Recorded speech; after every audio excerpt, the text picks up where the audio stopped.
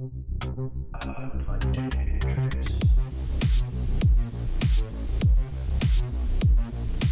I would like to introduce.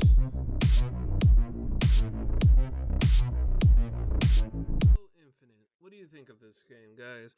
I am enjoying it so far. It's only day 2 of its release. I kind of miss out on day 1 to do these reviews, but you know what? It's whatever. Anyways, I'm going to go ahead and put my 2 cents in on what I think Halo 2 is and a few things they need to adjust. Yeah, I mean, it's a lot of little things, but the little things add up to the point where I'm starting to get irritated with it. So, sit back, relax, grab box of popcorn. I don't know how to say this correctly. I'm sorry. Anyways, Halo. I mean, it's a good game. You have the Halo Combat Evolved, Halo 2, Halo 3, Halo ODST, and some of those other ones that follow suit in the Halo Chiefs Master Chief Collection. Yeah? No.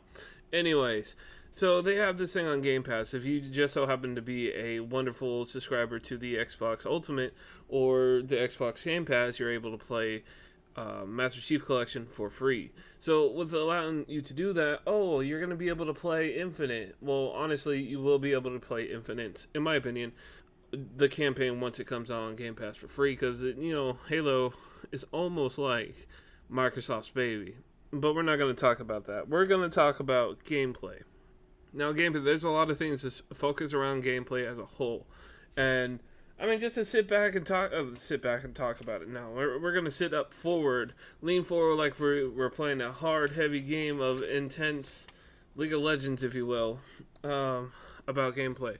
So, first thing, alright, to jump right into it, we're going to talk about some gameplay. So, I mean, yes, I'm repeating myself. I'm not going to apologize for it, but we're the one thing I want to talk about right off the top. There's something that really close to home, time to kill. See, when you're playing Call of Duty, you want your bullets to make contact. And, I mean, if you're a Call of Duty fan, you know every bullet makes a different sound, unless you're crazy like me and they all sound the same. Or is it the other way around? Anyways, my point is time to kill. The amount of bullets that you put into a person before they go unalive themselves, basically, or you unalive them, is actually really short. So back in regular Halo, if I had the timing, I would show you, or the video. I'm just running some lovely gameplay in the background. But to really kick it off, time to kill is less than or equal to about 5 seconds. Dead center, hitting all your shots with the main assault rifle. Yeah, the other weapons have different times to kill, kind of obviously, just because how all gun games are kind of built. So when we're looking at the initial time to kill, it's still like very prominent. You can melt somebody down in 5 seconds, move on to somebody else. You're going to waste a full clip on somebody, and it's very satisfying to kill them or unalive them, however you want to look at this. So the breakdown some of the guns just real quick. I could do another video break down each gun, how each one is applied, and all the tactics and things you need to do, the mechanics of the game and things like that, if you really want me to. Or I might just do it if I need content, which it's pretty far up there, guys. Anyways, to go right into the breakdown, though, the main assault rifle you're kind of defaulted with, which is fine. You're automatically comboed with the Magnum, the 50. It's not even a 50 cal anymore. It's a sidearm Magnum, and if you were to quickly compare it to anything, it's like the sidearms from Destiny with a slower fire rate, in my opinion. But they still hit harder than a truck, so it might be from a different Halo game. I'm not one to compare. But my point is, having the assault rifle and then as your Magnum as a backup is a nice one. Personally, when I choose or go into fights and I see guns that I want to pull off the walls, I typically sacrifice my Magnum because I can crack shields with the assault rifle, finish them off with any other weapons I have, or vice versa. But, battle rifle is one of the main staples of this game. Does it hit like a truck? No, it's not used as a primary gun. I was talking about mechanics earlier, where the main mechanic of the game is to break the shield, then shoot/kill them any way possible. So using the assault rifle to break the shield and pulling out a battle rifle and sniping their head instantly is so satisfying. And something else I want to do a keynote on is I played some of the Combat Evolved or Halo 3. I played some Master Chief Collection multiplayer, and the one pet peeve I kept having was every time I got a kill, there was no dopamine, if you will, because I couldn't hear the sound of the kill. Like, oh, you killed him. I had to physically look at the kill feed to make sure I killed that person. And there was no sound of a headshot, there was no sound of a body shot. They just died. And it was very upsetting, in my opinion. But, I'm not going to complain. It's whatever. I mean, the Needler and the Magnum is still a pretty good combo. Full clip of Needler can kill like from back in my day, if you will. Back when I played, oh god, I don't even remember the name of the map, but Halo 2, Halo 3 ish. The Needlers were always overpowered. You do 6 shots into somebody, they instantly explode. 6 to 8, I don't remember. But now it's kind of you gotta waste a full clip. Even then, they might just break the shields, so you gotta make sure you have that secondary with you.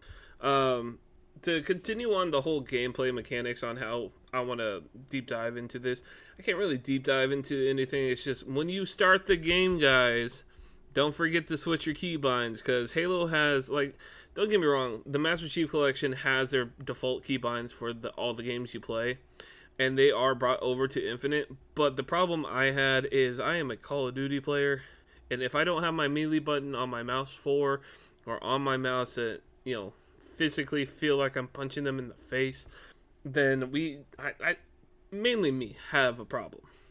So I switched that. The key binding is fine. They have 2 secondary slots on all your key binds, so it's really nice. So the few things I ran into that I didn't like is the fact that like grenade was assigned to F instead of G. So I felt like I was punching more than I was throwing grenades. So I rebinded it to middle mouse wheel, which is a viewing option, if you will, like to zoom in or out of your third person mode, which I don't need that if it's a first person game, So I swapped that out. From there, you have your tactical and stuff like that, kind of follow suit from, Valorant and Destiny, I guess, and all that fun stuff.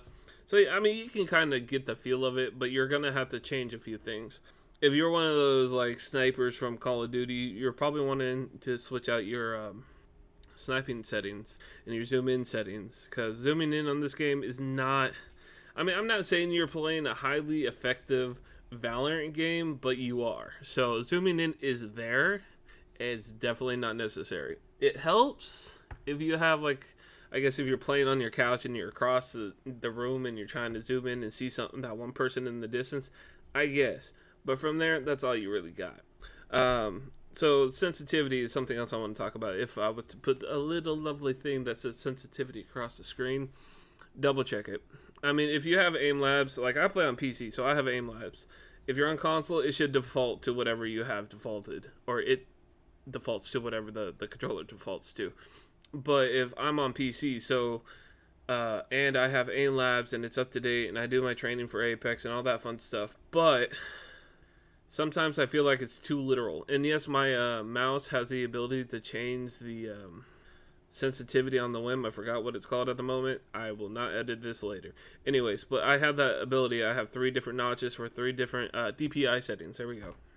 So I'm able to, if I set it to the lowest setting, almost triple times it, because that's what it is. But anyways, I digress on that.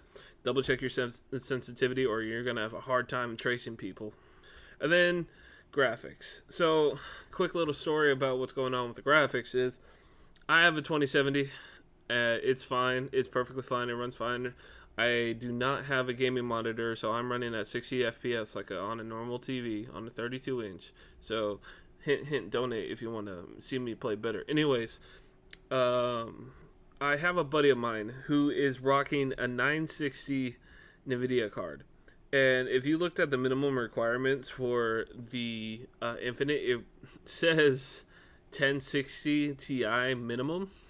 So if you guys aren't familiar with your graphics card, the best way I could put it is you gotta have a second generation Xbox/PlayStation in order to run this game. Or, well, I say second generation, so you know how there's you guys are gamers, you understand the second output, because I'm not saying you need VRAM or anything like that. No, or, well, I guess VRAM is technically what you need, but he's running a 960 with a 6 gigabyte graphics card. So, and he's running at 30 frames at optimal. When I say optimal settings, I mean everything's put to low, blurs down to low, wind turbo. I don't know what they call it, blur, glow, and all that fun extra stuff that you have to do to make it look basic as but basically. And he's only running 30 frames. And I did this back when I was running on my old PC for Destiny 2. I was running 12 frames. So unless I wanted to look up at the sky, only time I ran higher than 12. So, and he's playing with me. He's the guy who is in the background content with me. He is my teammate throughout all this content. So he does a great job to play. He doesn't frustrate. He's not a toxic gamer. Hint, hint. Anyways, but yeah, definitely double check your graphics. If you can pull it off, drop everything to low. It doesn't matter what it is, drop it to low.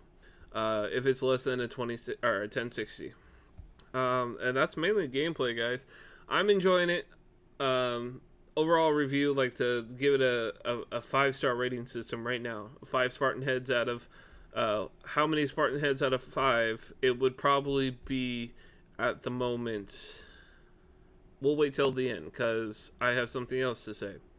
So some of the things that kind of got on my nerves, just the quick cons that are not needed, but they're needed because they're irritating as hell. You get tacticals in this game. You have to physically like run over the tacticals in order to apply it to your character, or have it like usable, if you will. The issue is when you swap tacticals with one that's on the ground, there is no cooldown in swapping. So in other words, if you pick up a shield bash and then walk over a sensor and swap, you can hold down the button and you'll swap it. But the problem is if you're still walking over and you throw it in front of you, you're gonna re-pick it up and re-swap. And I've done this so many times, it's taken me out of the game, if you will. Because I gotta sit there and I'm like, did I want this tactical or this tactical? Oh, just run it down, man. Just use it all up before you grab another one. I mean, to be honest, with the time to kill, I pretty much die fast enough to show you that you don't need to worry about it. But it's still a problem. I feel like they should put, like, even if it's a second delay on the pickups of dropping tacticals. Just 1 second. That's all we need. And then, what else? It was swapping weapons. So again, I play on mouse and keyboard, pet peeve of mine. I guess this is just PC gamer problems, if you will. Swapping weapons is not a click of a button for us. We have a button for it, but we prefer mouse wheel. I mean, if you've ever been on a computer, mouse wheel tends to be the default for switching weapons. Give or take Destiny, because they special. Anyways, so when we swap weapons, there is a point where we can over swap. In other words, I've been in a gunfight where shooting with my assault rifle, run out of ammo, trying to swap to the Magnum, and over swap and just automatically start reloading my assault rifle because I technically just swapped weapons in my hands without swapping them. And the best way to fix this is by buttons, in my opinion. But they need to, like, I don't know how they could fix it, but they need to fix that. It's super irritating. I'm sure I'm just a noob on the idea of I can't pull it off, I guess. I mean, I don't know. It's just, there's something there that I'm missing. If I figure it out, guys, I'll post an update, but I'm not 100% sure on it. What else is it calling? Load times. First starting up the game on PC, the M.2 drive is supposed to be faster than an SSD, and yet it still takes a good 3 to 5 minutes to load. I can only imagine what console players are dealing with. Given PS5 probably has an M.2 drive as well. Oh, I wonder if there's a PlayStation. I gotta look this shit up. Anyways, what else? We got the so the load screen. So what I was talking about with that is when you select a playlist to play, you play the match, and then you get kicked out. It doesn't automatically throw you in a room to queue up for another map or a game type or whatever. It just kicks you back to the main menu, and you have to hit that relaunch button in order to go back in.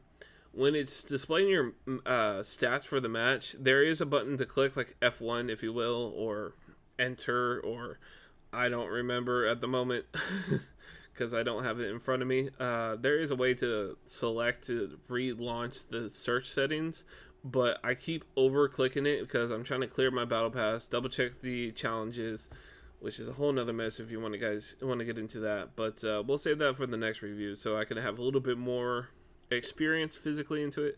But yeah, so yeah, over clicking, so I have to physically retap the launch, and then it has that. I don't know if you guys played Halo before. It has the 3, 2, 1 countdown before the search, and if you do anything during that countdown, it will cancel it. This is probably me learning not to cancel the countdown, but that's super irritating. And so far, that's the only cons. Other than toxic people like any other game, it's whatever. People not understanding the objective game modes, it's whatever. It's a game mode. It's gameplay. Battle Pass, yes, I bought into it. I bought the basic one. I didn't buy the advance, so therefore it's just kind of part of me. So whatever. I'm not gonna drop $100 to buy all the skins in the shop. I'm not doing that, even though it would probably help. Anyways, that's pretty much all I have to do for a day 2 review. So if you guys want to stick around, hopefully next week, about next Friday, I'll put up another review from 1 week from the game release. I could probably wait till next Tuesday or next Thursday, whatever time. No, this is day 2. Today is Tuesday, so yeah, it would have been Friday. Yeah, no, I don't know. I'm gonna have to Google these things. Look forward to the next video, guys. If you enjoyed yourself, go ahead and hit that like button. I need to be placed somewhere in this algorithm. If you want to also help out that algorithm, go ahead and go down and comment the word DRAPS, DRAPS, and you can add it because it's a friend of mine. He's the one in the gameplay, and he's the GPU trooper that we need to show how much we love. If you guys want to support me any other way, I have social links across the board. The name is the same pretty much everywhere you go if you want to find me. I don't want to make this too choppy or too long, so